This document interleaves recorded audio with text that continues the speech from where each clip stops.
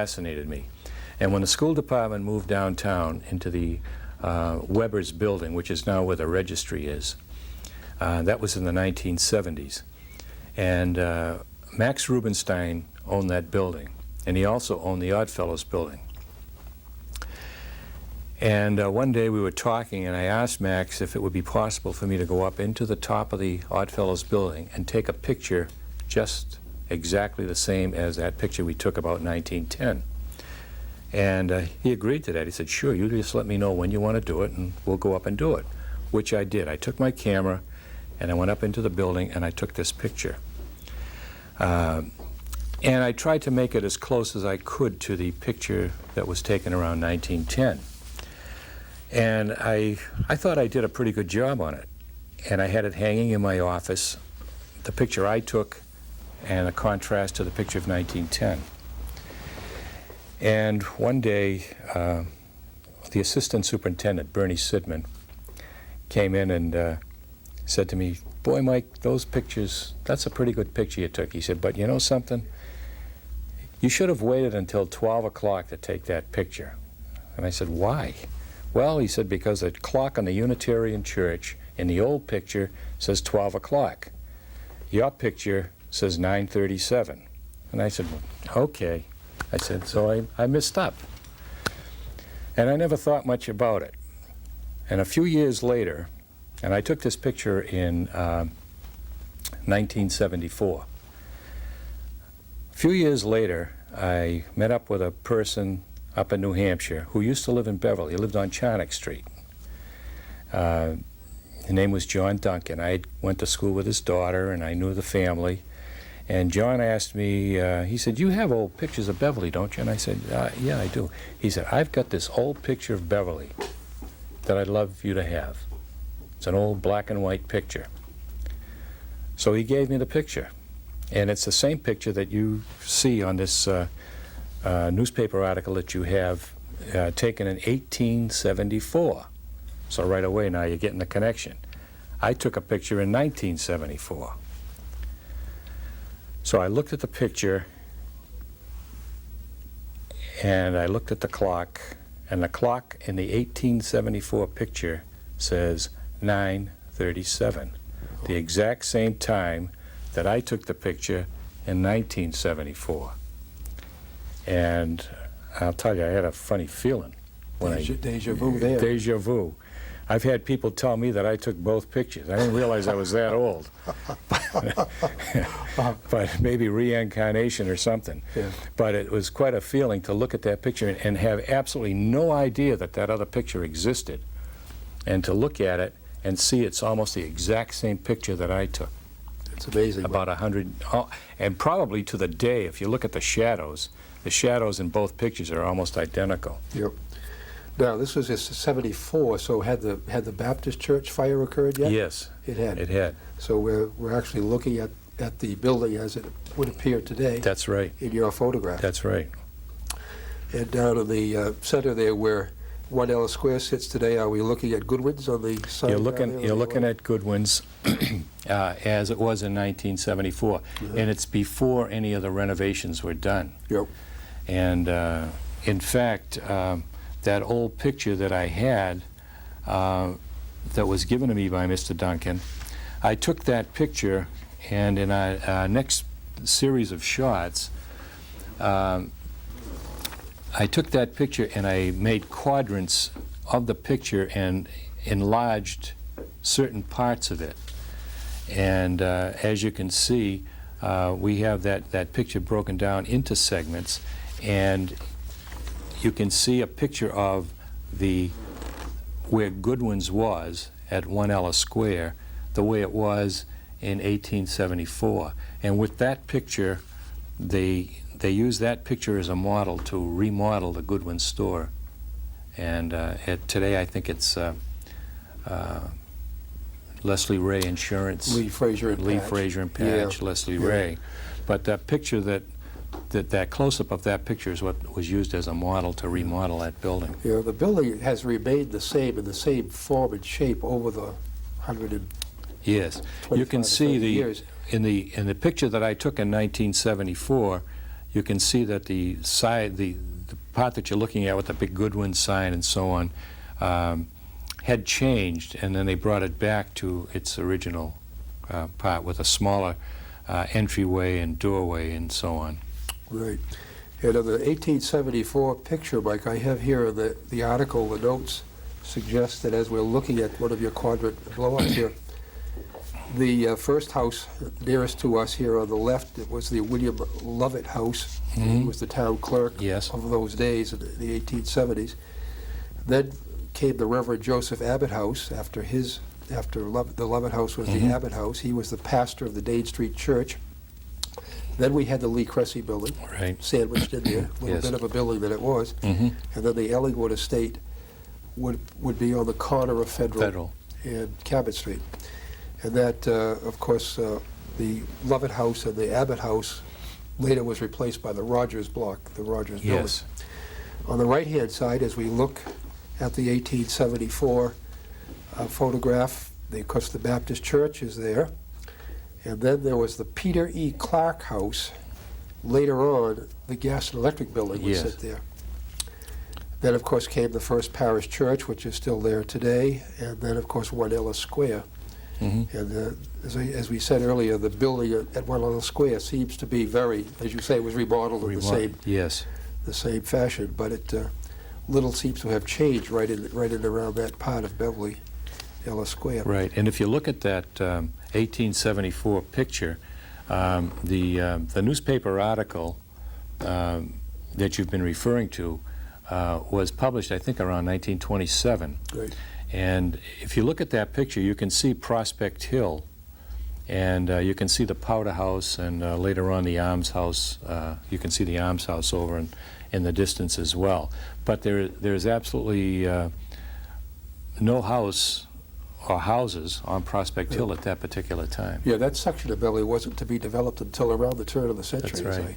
as I Yeah, recall. so it had at least another 25 years to go before it developed. Right. And, of course, we mentioned earlier about the trolley tracks that split off at the Ellis Square. By the way, we're saying Ellis Square. This came into being after World War I. That's right. When the square was named in honor of Gordon Ellis, who was a veteran of that war who lost his life. Yes. So they renamed the square Ellis Square, Yes. as referred to it today. But you could, as we said earlier, you could go off on the left and head off to Wenham and Hamilton. And if you went off to the right, Mike, you would head down Essex Street and follow Essex Street right into Centerville and then right into Essex. And it was a great way, from what I'm told and have read, people in Beverly back around the turn of the century, 1900 and before, there were two major areas where athletic events were held, one of them being the Beverly Common, where the Hardy School sits. Right, that's right. And another field up the street on Essex Street entitled Peabody's Field. Now, Henry Peabody was an industrialist who owned most of Montserrat back in those days, in the turn of the century.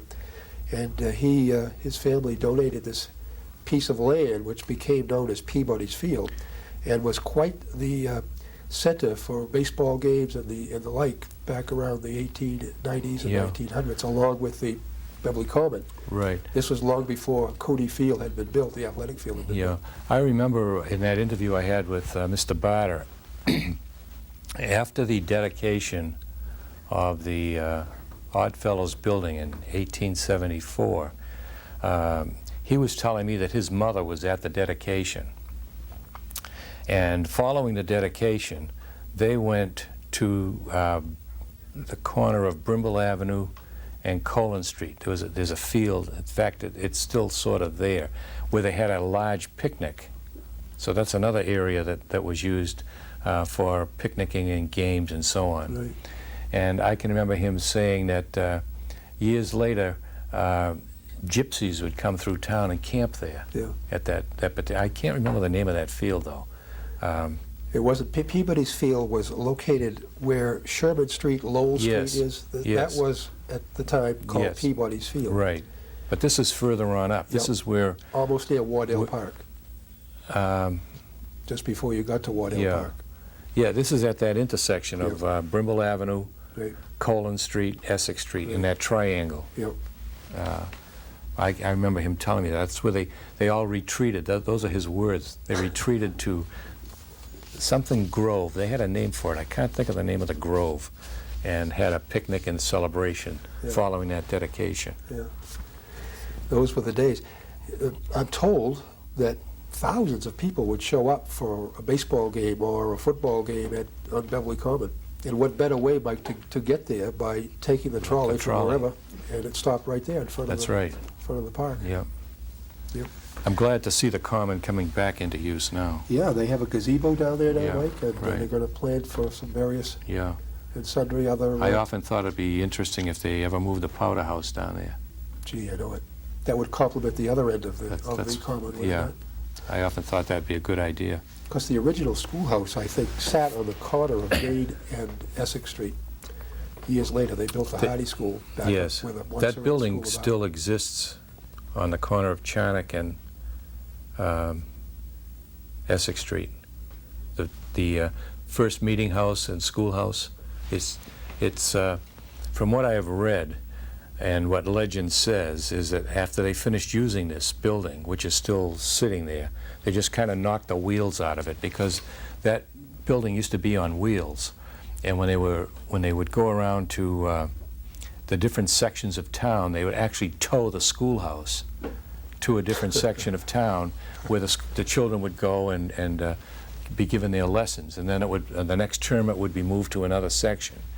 And when it finally ended up at near Charnock and Dane, it was just kind of knocked the wheels out from under it, and it just sat. And it still sits crooked on the sidewalk there. The first portable schoolhouse. I would say. Well, now we have a series of side streets, Mike, that you might want to enlighten us on these pictures. The first picture we have is Abbott Street. And Abbott Street, and it's looking down toward the ocean. Again, you can see the fine old homes, the trees, and the wide street. We also have Thorndike Street, which is our next picture, again looking toward the water.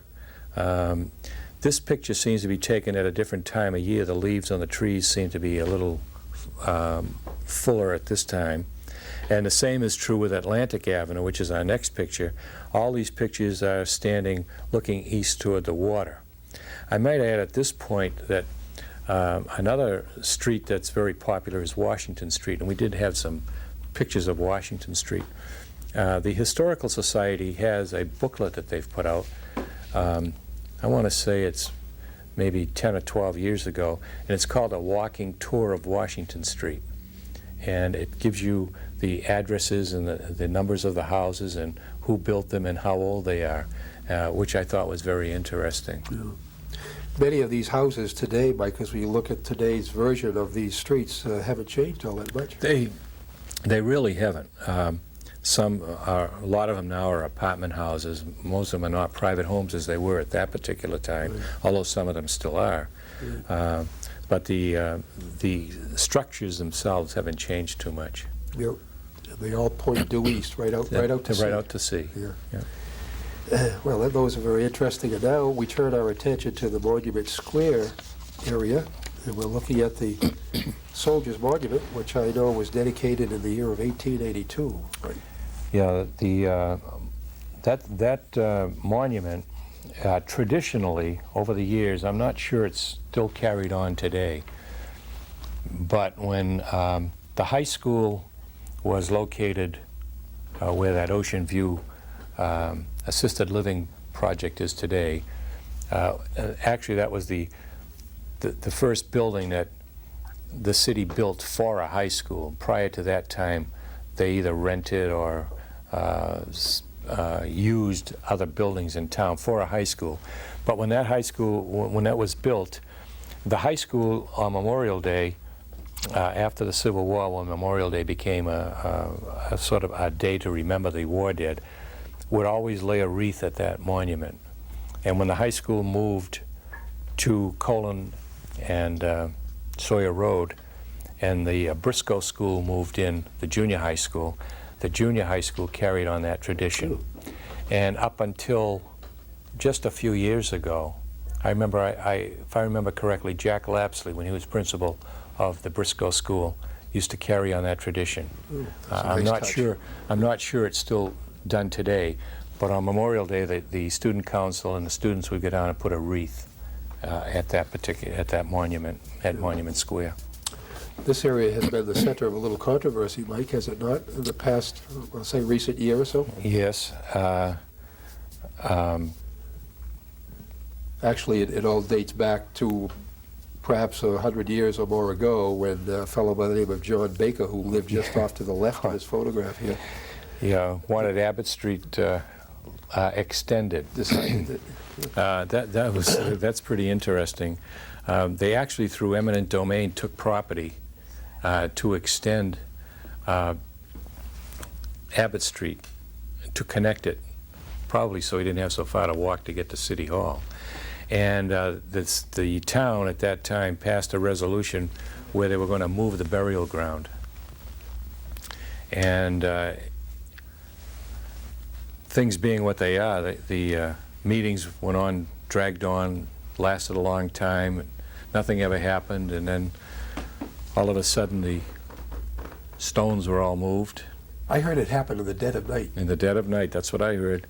Get up in the morning No and pun intended there. yeah. In the morning you got there and the cemetery was moved. The only thing they moved were the headstones. Yeah. And I think it was just last Sunday, which would have been June 21st. Right. In putting in a sewer project, they did find some human remains.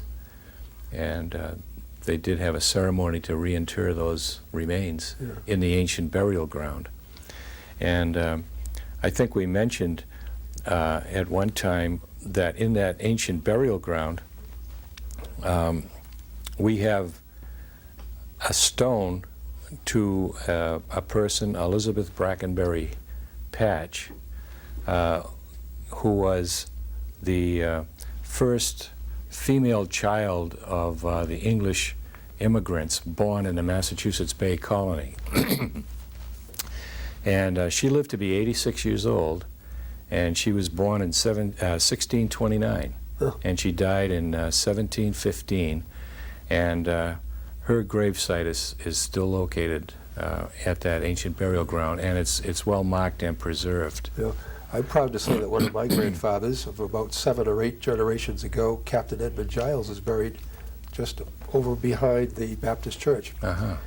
And so a lot of Beverly's famous citizens are there. Yes. And, And you know, we do have, that is the ancient burial ground, but there are still throughout the city old burial grounds that up we in have. North Beverly, behind the Conant Street, I believe, next to the second Congregational Church, and then there's one on Dodgers Row as well. Yep. Well, okay, let's just move a little bit off to our right here. We'll take a look at the original firehouse down there. It's the Central Fire Station. That's changed a couple of times over the past 100 years. The photo that you see with the horses out in front, I can remember a story told to me by a fellow that said that he grew up in that area and he was always told by his father to never stand in front of the gates. And he said he never knew why, but one time he stood in front of the gates and got his ears boxed well by his father, because when the bell went off in the firehouse, the horses knew enough to come out of the gate and back up to the fire wagon. And if you were in the way of those gates opened up, you could actually, you could be severely injured. Oh. And so at the time, you can see in the photo the horses in front of the. That was quite a building, quite an imposing looking building. Absolutely, and even the building today, you can see it looks very similar. Yep. But that was quite a building, that Central Fire Station. And of course, having to get around a city, you had a lot of satellite fire stations located throughout the city. Yep. Only recently have we been able to condense those because of the way we can transport ourselves today. But at that time, with horses, it was more difficult. That surely must have been quite a sight to see a wagon and a horse-drawn wagon, maybe a steamer, heading out the door Heading out, there. yeah, the bells are ringing. Charging down Hale Street or wherever they were going. Wherever. Yeah, with the alarm ringing and Yeah. people trying to get out of the way. Yeah. Well, okay, let's move here down to Lothrop Street. We're going to stop briefly in front of Independence Park, Mike. This is just in front of Independence Park. That really hasn't changed too much. You can see the first building that you see on the right-hand side. That building was just recently destroyed by fire. With loss of life. With a loss of life. Yeah. The Queen City Hotel sat in that area. There was a fire there in the 1890s. But Independence Park, it is Independence Park because they claim that the Declaration of Independence was read there. The battle between the Nautilus and the Hannah took place right offshore there. And it's a park today that's very popular. Every time you go by there, you see people there. It's really a beautiful spot. I think one of the more pleasanter views of Beverly and the ocean can be seen from that spot. Yes. It's just a lovely, lovely place It is. to be in the summertime. It is. Right. And when that hotel was there, that must have been something. Yeah, really, To it be must able have to been. spend a little time there. Yeah. Okay, we're going to just stop a little bit down on Lothrop Street. We're still here. on Lothrop Street here, and I'm sure your viewers will look at that and recognize it immediately. The only thing they won't probably recognize is the automobile, but that hasn't really changed very much. In fact, the house with the awnings, I think, still has awnings, and it hasn't changed at all. I believe Dr. Gemolero used to live in there, right? I think you're right. Back in the 60s, Yes, 50s yeah. and 60s. And you're right, it really hasn't changed. It No. looks almost the same today as Yeah. it did back when that picture was taken. And Mhm. here we are at Dane Street Beach. Yeah, we have a series of pictures here that you have this first one of standing in Lothrop Street, and we're looking south on Lothrop Street. You can see an old car in the middle of Lothrop Street. And in the next picture, we're at the foot of Dane Street looking toward the water, and a closer view of Dane Street Beach. Looks like a bandstand there, Mike, of some sort, doesn't it? Well, you know, I often wondered whether that was the bandstand or whether they hadn't put the raft out yet. Remember when they used to put the raft out? Yeah. I surely do. One of the rites of passage was being able to swim out to the diving raft. Yeah. Yeah, that may in fact have been the bandstand, because Yes. I'm told by, again, the old timers. In fact, Charlie Manuel was telling me that the orchestra would play down They there. played there. And some of the firemen have told me about the firemen's musters that they would Yes. hold, and Yeah. it was a real recreational area Yeah. before No, the days of Lynch yeah. Park. Right. It's not really a diving raft with a fence and all. It's just. But they used to Right. pull the raft up on the side there, if you remember. By the bathhouse. Right yeah. by the bathhouse. Yeah. Yeah. Yeah.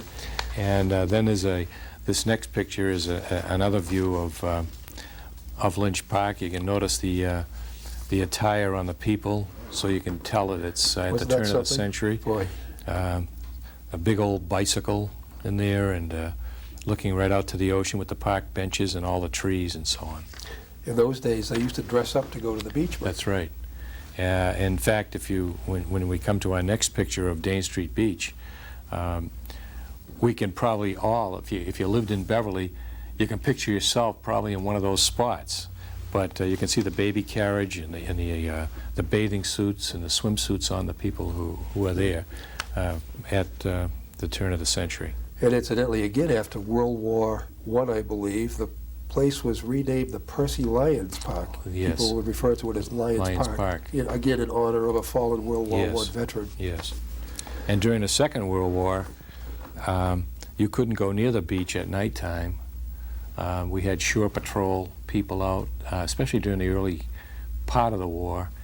And as a young boy, I can remember the Coast Guard base and those great big PBY Coast Guard planes. And I can remember seeing planes doing target practice. Did they make an awful racket out there Oh, when they they sure landed did. and took off in the water They out there? sure You did, thought and- the bomb had dropped.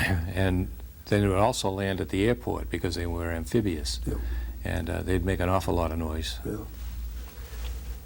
And it looks like we're heading down to Lynch Park here, Mike? Yes, Is that our next stop? at Lynch Park, we have two views here of the Dawson Hall Tea Room.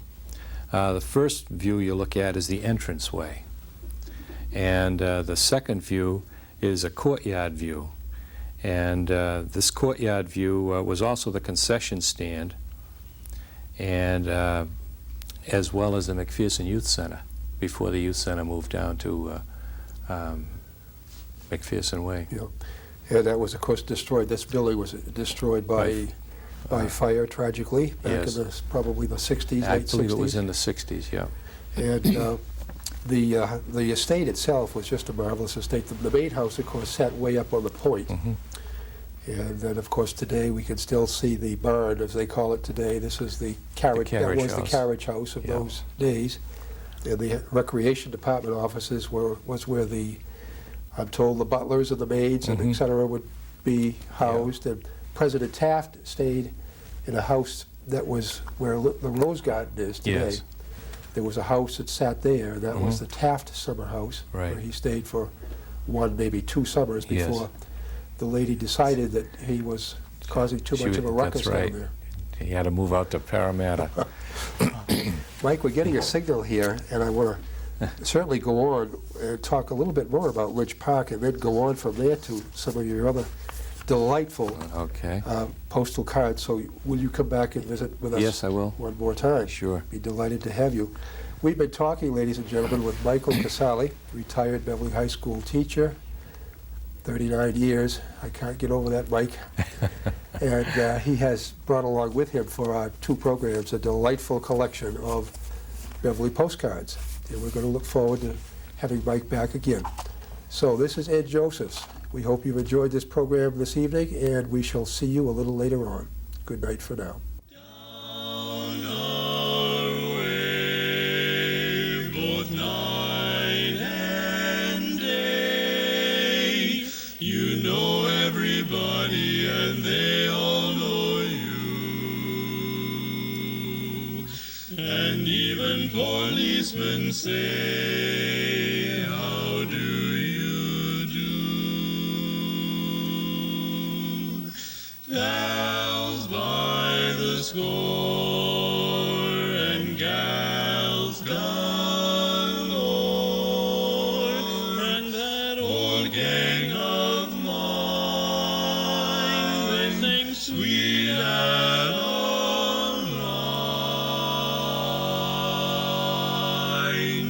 down our way. Let me call you sweetheart, I'm in love with you. Let me hear you whisper that you love me too. Keep the love light glowing in your eyes so true. Let me call you sweetheart.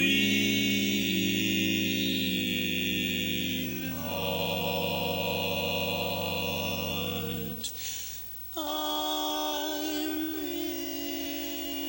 in love